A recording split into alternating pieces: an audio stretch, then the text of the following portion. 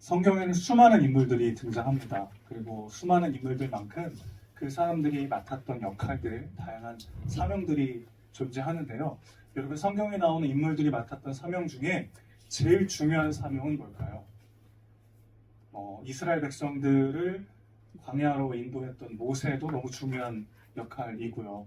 또 모세가 가지 못했던 가나안 땅에 들어가서 실질적인 그 땅의 전쟁을 벌이면서 지파별로 땅을 분배했던 여호수아도 굉장히 중요한 사명이었겠고, 또 사사시대를 종결하고 왕정시대를 여는데 너무 큰 역할을 했던 사무엘도 너무 중요한 사명이라고 할 수 있겠고요. 또 하나님을 경외하는 진정한 왕으로서 본격적인 왕정시대를 열었던 다윗도 너무 중요한 역할을 했다라고 볼 수가 있겠습니다. 하지만 이스라엘 백성들 입장에서는 그 모두가 다 중요할지 모르지만, 우리 입장에서는 성경에 나오는 모든 역할들 중에 가장 중요한 역할은 예수 그리스도를 키우는 역할이 아니었을까 싶어요. 왜냐하면 예수님은 성인의 몸으로 이 땅에 오신 게 아니라 아기의 몸으로 이 땅에 오셨기 때문에 그 아기를 건강하게 잘 키워내야만 십자가에 죽으시고 부활하셔서 모든 인간들이 구원을 받을 수 있는 길이 열리는 거잖아요. 그러니까 우리랑 밀접하게 연결되어 있는 가장 중요한 사명은 한마디로 아기 예수를 키우는 일이라고 할 수 있겠습니다. 사실 아무도 주목하지 않을 수 있는, 하지만 우리의 구원에 있어서 어찌 보면 가장 중요한 역할이라고 할 수 있는 게 바로 이 일인데, 하나님은 이 막중한 사명을 결혼을 앞둔 한 정혼한 남녀에게 맡기십니다. 유대인들의 결혼 방식은 우리랑 조금 다른데, 18절 보시면 요셉과 마리아가 약혼을 하죠. 약혼을 한 다음에 1년 정도의 시간을 갖습니다. 약혼을 해도 이미 결혼과 같은 법적 효력을 갖고 있어요. 그래서 19절 보면 아직 결혼을 안 했는데 그의 남편 요셉이라고 표현하고 있죠. 그러니까 첫 번째 이 정혼이 있고 난 다음에 1년 동안 신랑은 집을 마련하고 신부는 그동안 만났던 사람들 다 정리하고 카톡 지우고 이런 거 하면서 이제 결혼을 준비하는 거죠. 그래서 1년의 시간이 지나고 다시 남편이 신부 집에 와서 두 번째 결혼식을 올리면서 완벽하게 이제 결혼 예식이 진행이 되는 거예요. 그런데 1년의 이 정혼 기간이 끝나갈 때쯤에 어느 날 마리아의 임신 소식이 들리기 시작합니다.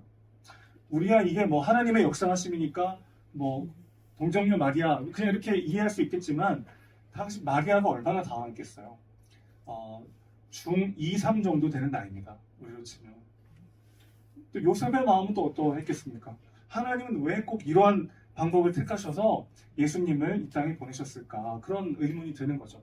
초자연적이고 혼란스러운 방법으로 예수님을 이 땅에 보내신, 왜 꼭 이 방법이어야만 했는가라는 의문이 드는 것입니다. 이사야 11장에 보면은 메시아는 다윗의 후손으로 이 땅에 오시기로 예언이 되어 있습니다. 그런데 솔로몬 계열의 후손들이 이제 다윗에 이어서 계속 왕이 되잖아요. 다윗과 솔로몬과 르호보암 하면서 계속 그 아들들이 유다의 왕이 되는데, 그런데 예레미야 22장 30절을 보면은 남유다의 마지막 왕이 여호야긴 왕인데, 이 왕이 너무나도 많은 죄를 짓고 하나님을 섬기지 않아요. 그래서 하나님이 이렇게 말씀하십니다. 그의 자손 중에는 다윗의 왕위에 앉아 유다를 다스릴 사람이 다시는 없을 것이다. 이렇게 말씀하십니다. 이게 심각한 문제인 거는 왕좌에 대한 법적 권한은 아버지 쪽으로만 이어지게 되어 있어요. 북의 혈통으로만 왕좌의 법적 권한을 계승할 수 있습니다. 다윗의 왕좌를 통해서, 다윗의 후손을 통해서 하나님이 메시아를 보내신다고 약속하셨는데 그게 지금 끊어지게 생긴 거죠. 그래서 하나님이 선택하신 방법은 뭐냐면, 다윗의 또 다른 아들인 나단을 통해서, 그 나단의 계열이 바로 마리아거든요. 나단의 후손 중인 마리아가 있습니다. 그래서 마리아를 통해서 예수님을 동정녀 탄생으로 이 땅에 보내시기로 작정하신 거죠. 자, 그러니까 다윗 왕좌의 법적인 권한은 아버지 쪽으로 연결된다고 했잖아요. 그 법적 권한은 요셉이 다윗의 후손이기 때문에 요셉을 통해서 성취가 됐고, 혈통적 권한은 마리아를 통해서 성취가 됐다는 거예요. 우리랑 전혀 상관없는 얘기이기 때문에 이게 무슨 말인가 할 수 있겠지만, 한마디로 무슨 얘기냐면, 인간의 죄와 실패와 넘어짐에도 불구하고 하나님은 그 모든 것들을 다 뚫고 자신의 뜻을 이뤄내셨다는 것입니다. 우리가 마태복음 요즘 새벽 말씀 묵상하고 있는데 마태복음 1장에서 이미 우리는 봤어요. 마태복음 1장에 기록된 수많은 사람들을 보면은 그 가운데 의롭고 늘 하나님께 온전히 순종하는 사람들만 등장하는 게 아니고 숱한 죄인들이 그 안에 등장합니다. 수많은 죄인들이 있지만 그럼에도 불구하고 하나님은 그 가운데 하나님의 뜻을 이뤄 가셨던 것이죠. 메시아의 탄생을 쓰임받기 위해서 이 요셉과 마리아의 삶을 하나님께서 이렇게 영광스럽게 사용하십니다. 자, 그런데 우리는 지금 이 모든 과정을 잠깐 설명만 들어도 무슨 말인지 이해가 되겠지만 요셉이 이해가 됐겠냔 말이에요. 너무나도 큰 절망이 그에게 찾아왔을 것 같아요. 20절 말씀 보시죠. 이 일을 생각할 때 그랬는데 깊이 숙고한다는 뜻인데요. 이 단어의 어근을 보면은 예수님은 회당에 가셨을 때 많은 무리들이 예수님을 돌로 치려고 했던 적이 있습니다. 그 돌로 치려 할 때 그들의 감정이 경노했다라고 하는데 그 단어가 바로 이 단어예요.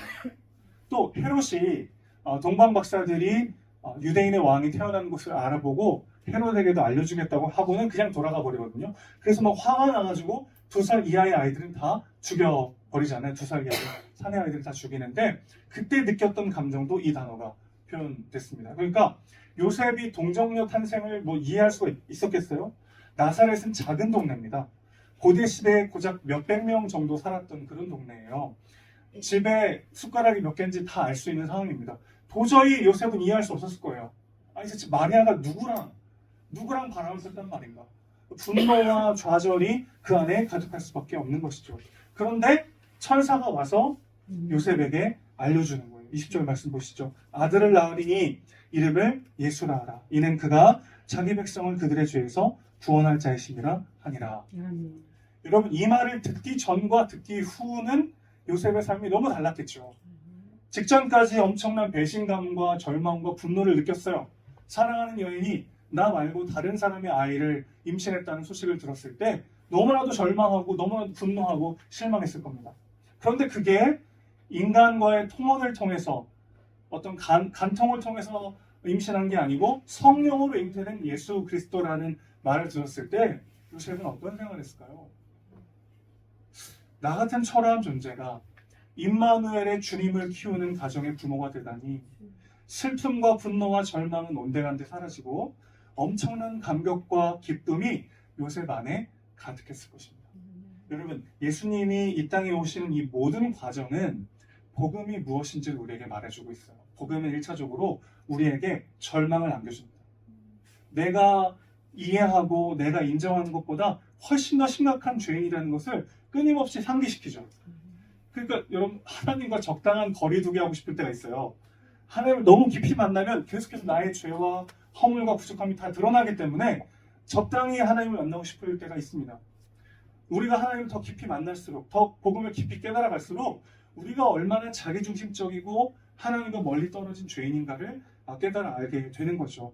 그런데 복음은 거기서 끝나는 게 아니고 그런 우리를 하나님이 사랑하시고 그런 우리를 위하여 그리스도께서 죽으시고 부활하셔서 우리 안에 오셨다고 말합니다. 그러니까 그 누구도 나를 건질 수 없을 것 같은 나 자신의 비참함과 연약함과 마주하며 절망을 느끼지만 동시에 그런 나를 다 아시면서도 사랑하시는 하나님. 나는 나에게 실망할 때가 있지만 하나님은 놀라지 않으시고 그런 나를 다 아시면서도 사랑하시고 그런 나를 통해 영광 받으시겠다 약속하시는 하나님의 은혜. 이 소망과 감격이 우리 안에 동시에 있는 거죠. 그래서 나의 작음을 알고 그분의 크심을 알아가는 거예요. 나의 소망 없음을 자각하고 그럼에도 불구하고 변함없는 그분의 신실한 사랑을 경험하는 것. 이것이 바로 복음이 우리에게 주는 이중주인 것이죠. 지금 요셉의 마음이 딱 그렇습니다. 조금 전까지 막 절망하고 분노하던 그가 천사의 말을 듣고 할렐루야 감격하며 그분 앞에 엎드리는 모습을 보이고 있는 것이죠. 그런데 이게 끝이 아니고 요셉은 그 소식을 듣기 전에 어떻게 행동합니까?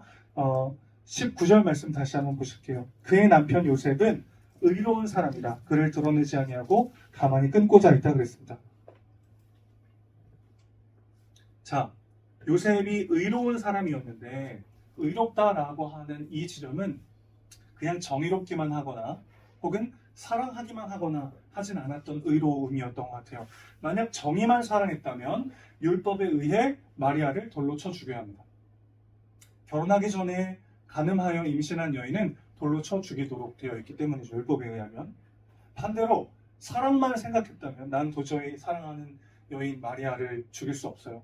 그렇다면 어떻게 했을까요? 마리아랑 몰래 야반 도주하는 거죠. 그런데 요셉의 마음에는 배신감과 분노가 있었지만 연민과 사랑의 마음이 교차하는 복잡한 심정이 있었을 겁니다.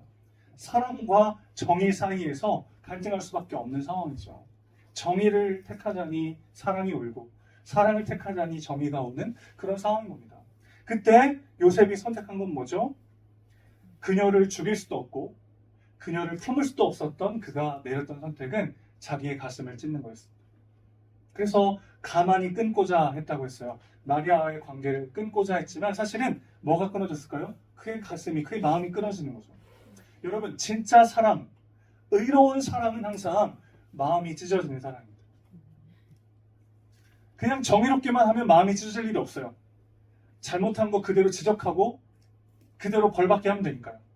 사랑만 해도 마음이 찢어질 일이 없습니다. 다 덮어주고 무조건 참아주고 무조건 내가 해주면 되니까요. 그런데 이 성경이 말하는 진짜 의로운 사랑은 죄를 묵과하지 않으면서도 끝까지 사랑하는 이 의로운 사랑은 언제나 우리 가슴을 찢어버리게 마련인 것이죠. 사실 이게 요셉이 할 수 있는 최선의 선택이죠. 마리아를 죽이지 않으면서도 내가 죄를 짓지 않는 방법은 조용히 마리아와 파혼하는 것이었습니다. 이게 요셉의 최선의 선택이었고 이게 요셉의 마음이었죠. 그런데 하나님께서 이 말도 안 되는 방법으로 요셉을 통해 이 예수 그리스도를 키우는 엄청난 사명을 맡기신 이유가 저는 여기에 있다고 생각합니다. 예수의 부모가 되기 위한 조건, 아까 처음에 말씀드린 건 뭐였어요? 다윗의 후손이어야 합니다. 요셉도 마리아도요. 그런데 진짜 조건은 뭐냐면 한 여인을 죽도록 사랑하는 한 남자여야 합니다. 그냥 배신감에 불타서 마리아를 그냥 죽여버리거나 혹은 남몰래 야만 도주를 하는 게 아니라 정의감에 불타지만 그러나 죄를 지을 수 없어서 모두에게 알리지 않고 가만히 끊고자 했던 그 요셉의 선택이요. 그런 그 요셉의 마음을 하나님이 사용하신 거죠. 그리고 이것이 우리를 향한 하나님 아버지의 마음이기도 합니다. 정의의 하나님께서 우리의 죄를 좌시할 수는 없어요. 하나님은 정의와 공의의 하나님이십니다. 우리의 죄를 그냥 모른 척 하실 수 없는 분이세요. 반대로 그분은 사랑의 하나님이십니다. 우리를 버리실 수가 없는 분이죠. 그럼 어떡합니까? 우리가 죄인인걸요. 정의를 택하자니 사랑이 울고 사랑을 택하자니 정의가 오는 이 이러지도 저러지도 못하는 상황에서 그래서 그분이 선택하신 것은 십자가죠. 자신의 몸을 찢으심으로 우리를 사랑하시기로 결정하십니다. 십자가는 하나님의 공의와 사랑의 입맞춤입니다. 괴롭고도 행복한 위대한 역설인 거죠. 예수 그리스도를 이 땅에 탄생시키시고 키우는 이 엄청난 사명을 감당할 사람이 갖춰야 할 조건은 한 여인을 의롭게 사랑하는 것이었습니다. 예수님은 그런 부모를 통해 이 땅에 오셨어요. 그리고 나중에 예수님이 이렇게 말씀하십니다. 너희가 서로 사랑하면 이로써 모든 사람이 너희가 내 제자인 줄 알리라. 사랑하다 보면 마음이 찢어질 때가 있고 지칠 때가 있고 밑빠진 독에 물 붓기 하는 것 같은 느낌을 받을 때가 있습니다. 그러나 두려워하지 마십시오. 사랑하는 자는 지지 않습니다. 하나님께서 그 모든 사랑과 섬김을 사용하십니다. 예수님도 그런 방식을 통해 이 땅에 오셨고 예수님도 우리를 그렇게 사랑하셨습니다. 누군가에게 무조건 퍼주기만 하고 사랑만 한다는 것은 참 우리의 마음을 상하게 하는 일이에요. 우리를 참 지치게 하는 일입니다. 그러나 그 모든 것을 하나님이 다 보고 계십니다. 그럴 때 우리는 하나님이 나를 어떻게 사랑하셨는지를 더 깊이 깨닫게 됩니다.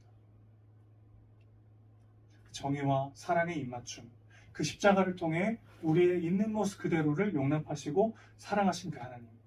그 하나님의 은혜와 사랑으로 나를 채울 때에만 우리는 비로소 또 다른 누군가를 사랑할 수 있게 될 줄 믿습니다. 사랑하는 것이 우리의 사명이고 사랑할 때 우리는 지지 않습니다. 하나님 반드시 그 모든 섬김의 한순간 한순간을 사용하십니다. 그것을 가장 위대하고 존귀하고 가치 있는 일로 보십니다. 성경에서 가장 중요한 사명은 아기 예수를 키우는 일이었고, 그 일을 감당하기에 합당한 사람의 갖춰야 될 자격은 한 사람을 끔찍히도 사랑하는 일이었습니다. 오늘도 하나님은 그 한 사람을 통해 일하십니다. 그 한 사람을 통해 영광 받으십니다.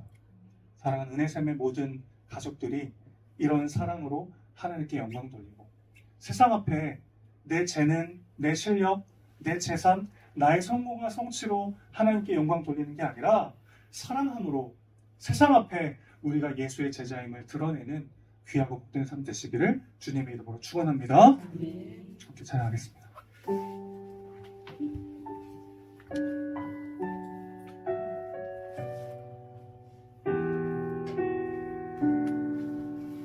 내 모습 이대로, 내 모습 이대로 사랑하시네. 연약한 그대로 사랑하시네. 나의 모든 발걸음 주가 하시나니 날 인도하소서. 내 모습 이대로, 내 모습 이대로 사랑하시네. 연약한 그대로 사랑하시네. 나의 모든 발걸음 주가 하시나니 날 인도하소서. 주의 날개 아래 거하는 것, 주의 임재 안에 거하는 것, 나의 가장 큰 소망, 나의 가장 큰 은혜, 주와 함께 동행하느니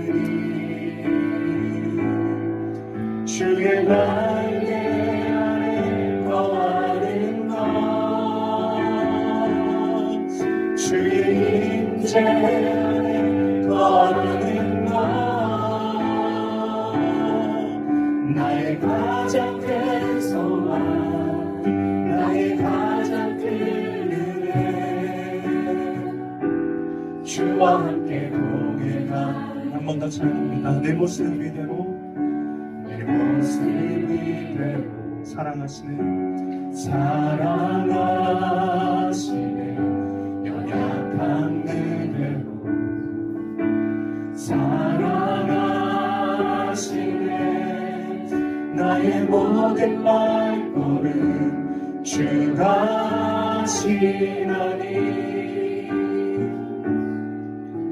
날 인도하소서. 주의 날개 아래 거하는 것, 주의 임재 안에 거하는 것, 나의 가장 큰 소망, 나의 가장 큰 은혜, 주와 함께 동행하느니 주의 날개 아래 거하는 것, 주의 임재 안에 거하는 것, 나의 가장 큰 소망, 나의 가장 큰 은혜, 주와 함께 동행하느니 나의 가장 큰 소망, 나의 가장 큰 소망, 나의 가장 큰 은혜,